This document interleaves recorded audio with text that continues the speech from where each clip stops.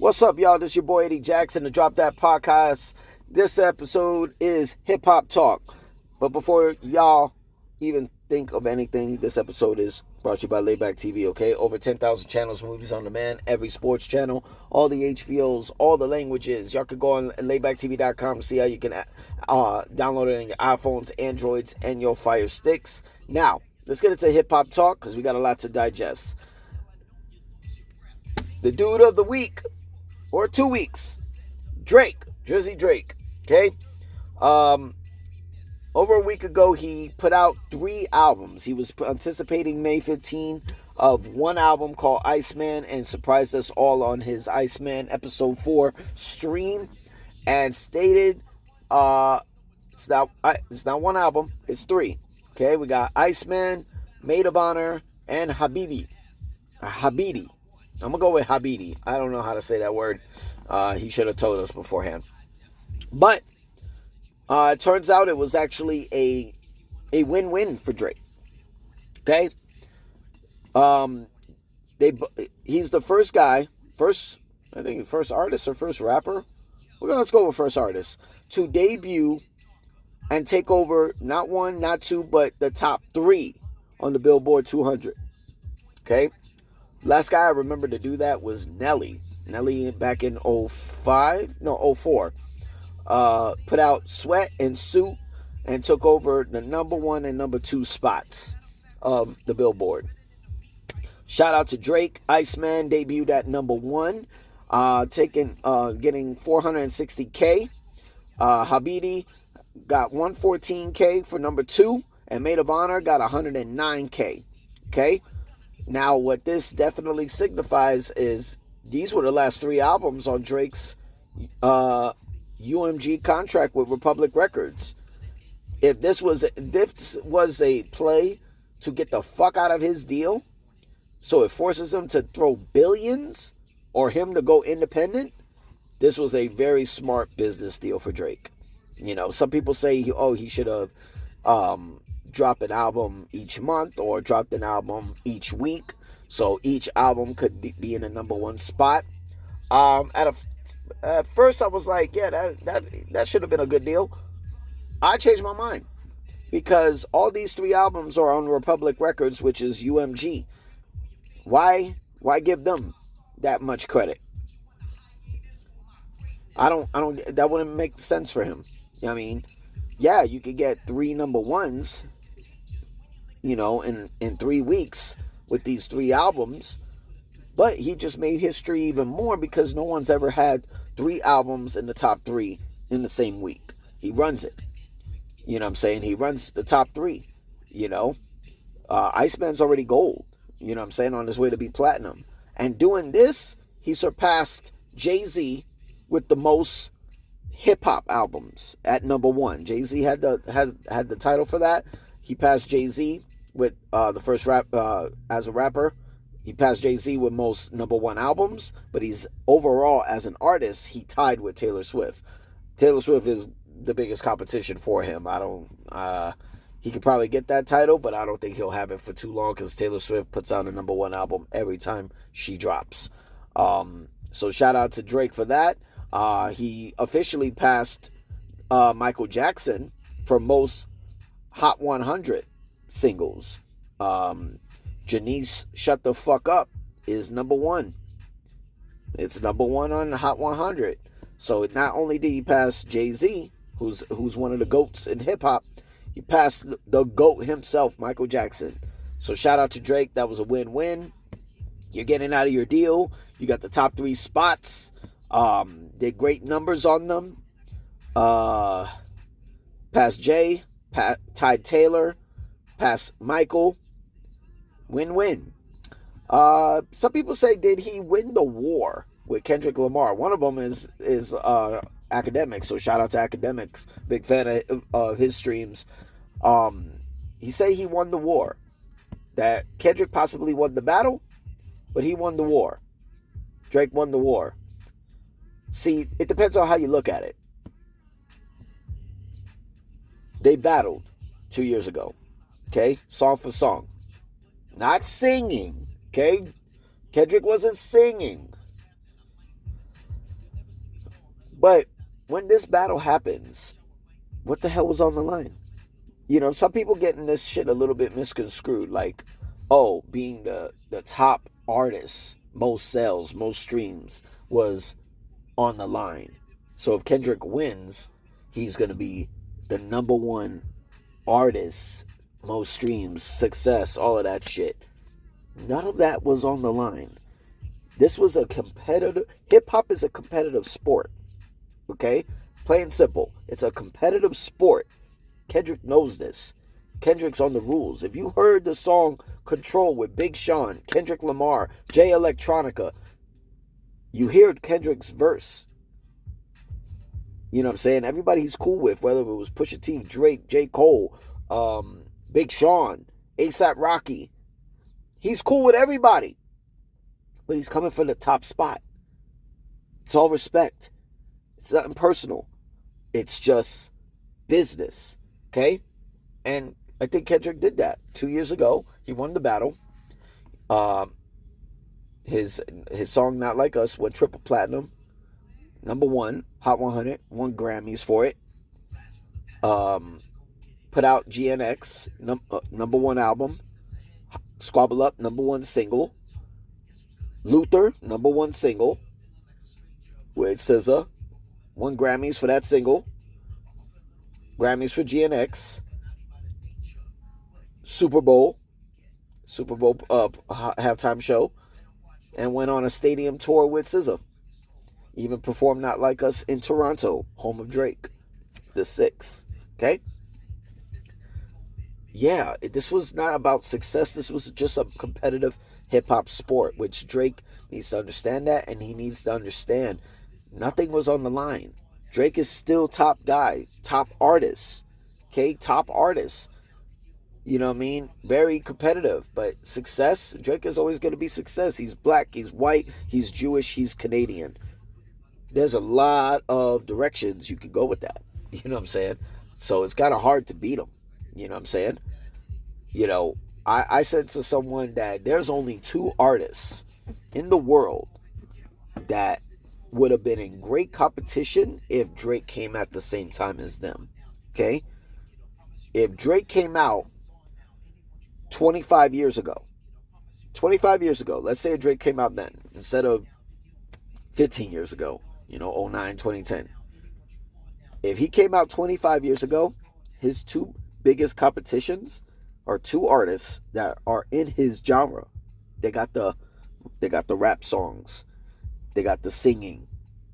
They got the number one singles. They got the number one albums. They got the hits.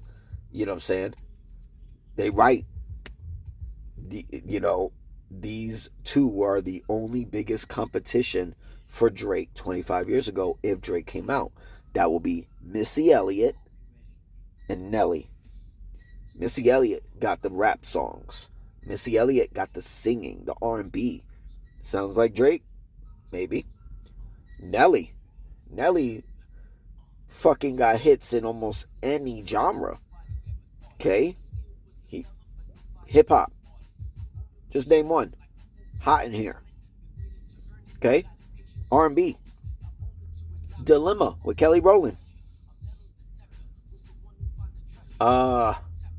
Country.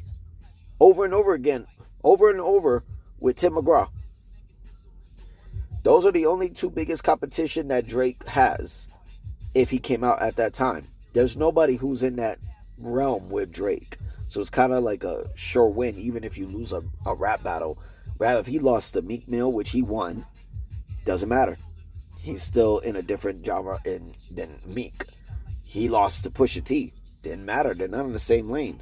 Kendrick, he lost to him. They're not in the same lane. So Drake is always going to be successful. So, I don't think I think the battle was the war, because I don't see that ever happening again. There's no reason to. DJ Hed edited Drake's Too Hard for Radio joint from the Iceman album.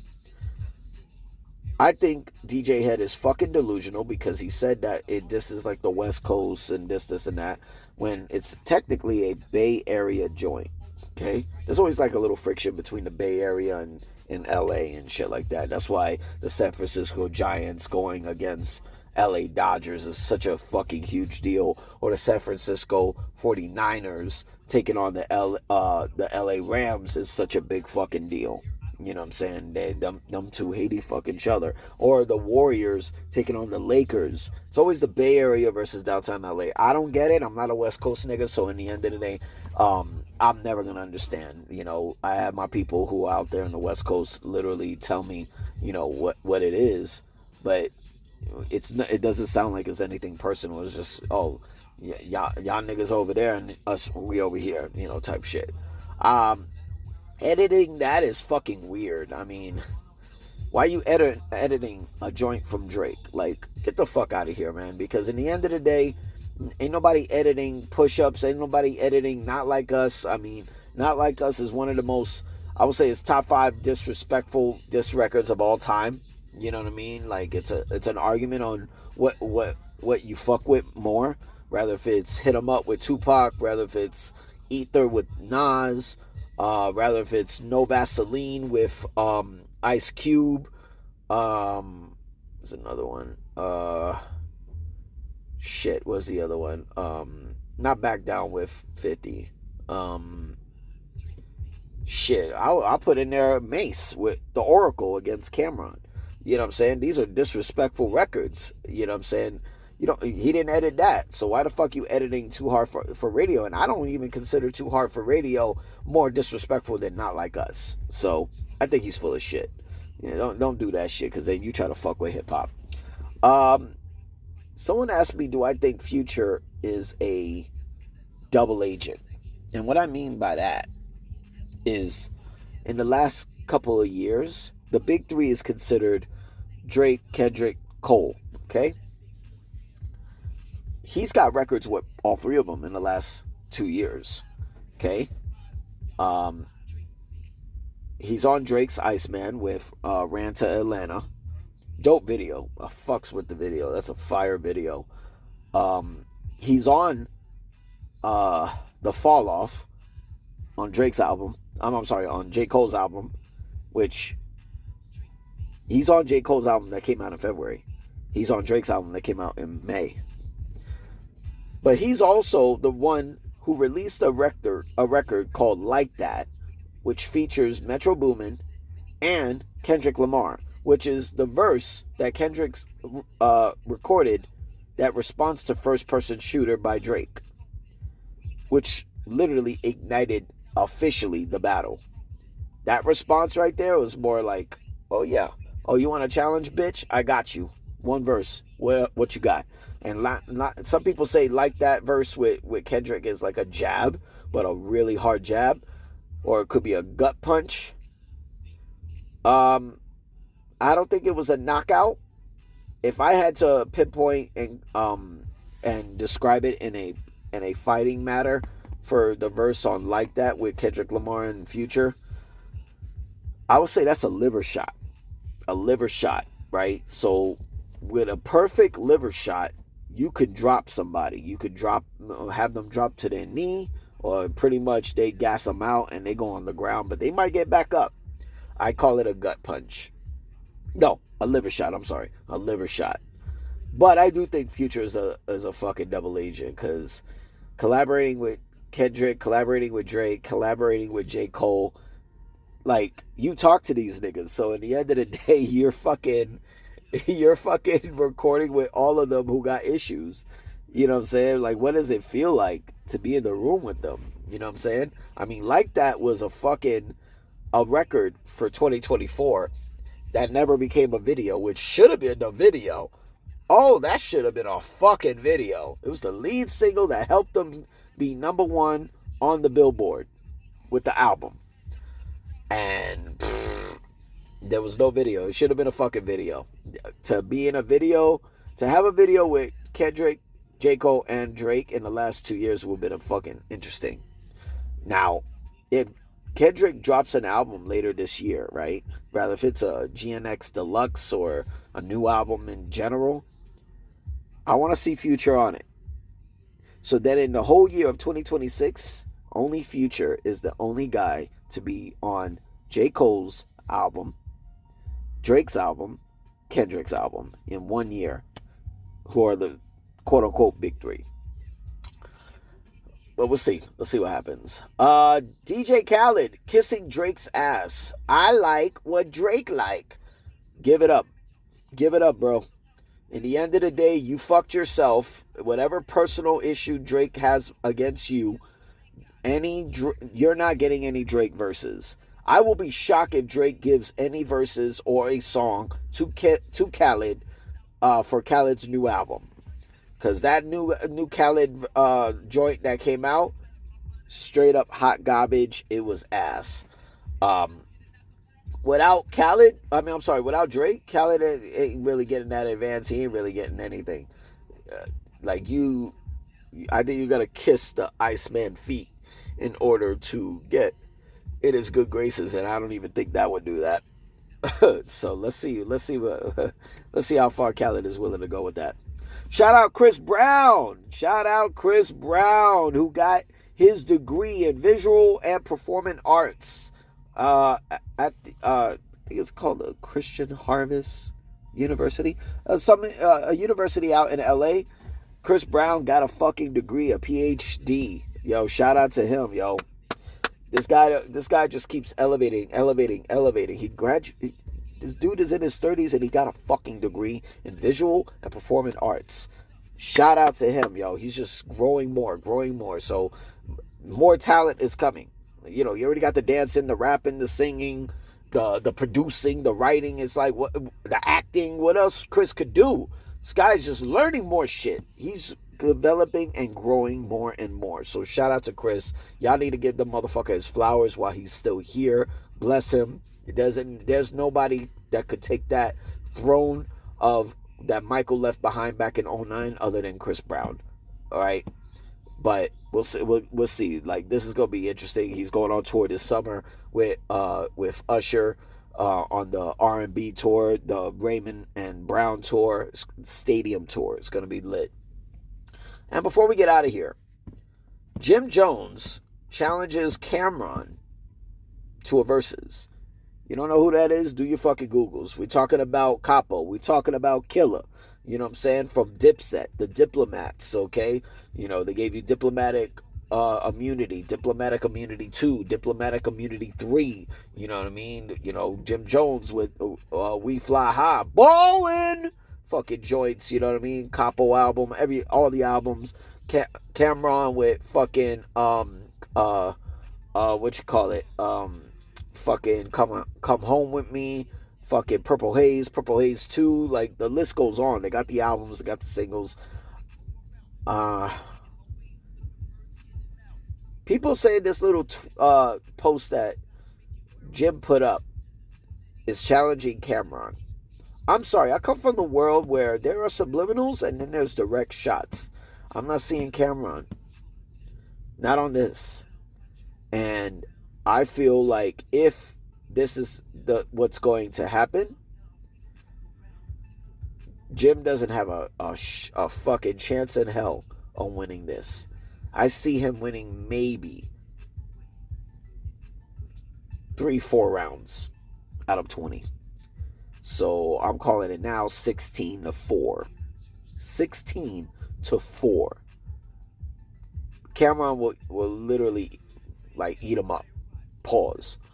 You know what I'm saying? Like, what you gonna do with Horse and Carriage? What you gonna do with Oh Boy? Hey Ma. You know what I'm saying? Down. You know what I'm saying? Welcome to New York City. What are you gonna do when he plays his verse for Band for TV on Noriega's album? There's no fucking way Jim wins this. You know what I mean? The shit that Cam would not haven't released in a long time just puts out as a reminder. This will just get worse. And Jim want to do it in Harlem. He want to do it in Harlem. You could do it at the Apollo. These are two Harlem niggas. And it will be legendary, but it's going to be conflicting because there are egos here. There is something personal here. You know, Method Man versus Redman. They're brothers. They're friends. You know, French Montana and Rick Ross. They're friends. You know what I mean? French Montana's debut album, Excuse My French, was all Maybach music. So, you know, you got to look at it how these things really would play out. And is Jewels, Freaky Zeke, Hellrel, the whole Diplomats, are they going to be there? It's just too conflicting. They need to sit down first before this could ever happen. Before Swiss and Timbaland put up the money and the venue and everything like that, they got to sit down and talk. If they don't, it's not happening. Period. But that's all we got for Hip Hop Talk. I'm your boy Eddie Jackson. So drop that podcast. Make sure you hit that sub button. Hit them likes. Let me know what y'all think. Let me know what y'all think of the success so far on Drake's Iceman season. DJ Khaled kissing his ass. Future is a double agent. DJ Hed editing Drake's Too Hard for Radio. What y'all think about Chris Brown winning a fucking degree? And who would win out of Jim Jones and Cameron on their verses? And shout out Kanye West, yo. Kanye West is going down June 26th, Tampa, Florida, at the Raymond James Stadium. Tampa, if you didn't hear what happened at SoFi Stadium for 2 nights, you're in for a fucking treat. I'm your boy D Jackson, so drop that podcast. Peace.